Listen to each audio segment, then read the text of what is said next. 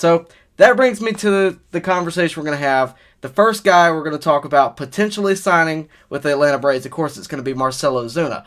In 2020, you already know he had 60 games played, 77 hits, 56 RBIs, 18 homers, and a 338 average. He led the league in homers and in RBIs. So it is said at the moment that the Braves are unlikely to re-sign Marcell. And in my opinion, I've thought this from the get-go. If there is no National League DH, that may be for the best.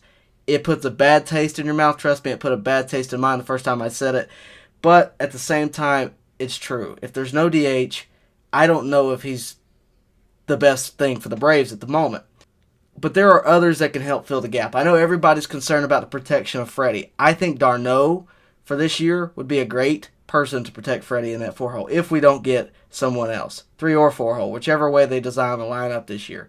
But I think the Braves are betting on guys like d'Arnaud and Swanson to have continued success from 2020 into 2021. That's got to happen. But I think we're also missing the fact that we have Ozzy Albies back. And I know we got him back towards the end of the year last year, but we did not see him for a lot of those 60 games. And that felt almost like a huge free agent signing at the time. So we're expecting him to have a huge year this year. I think we have unseen potential in Austin Riley. And I know I talk about Austin Riley a lot. I'm going to talk about him in a few minutes.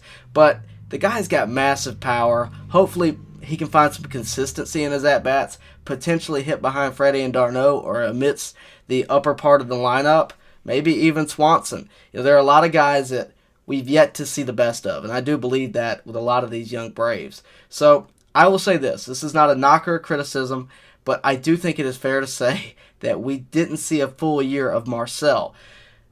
He was terrific in 2020, absolutely went off, but we did not see 162 games. I wonder what would have happened had we. I think that's a fair question. Would he have run out of steam? Because he was, heck, he had 2/3 of the Triple Crown last year.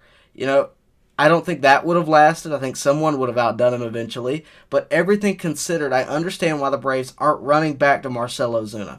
I don't know that I would be rushing back to sign him. Not to mention, he's going to get paid. He's going to get paid very well this year. I think the Braves are exploring other options.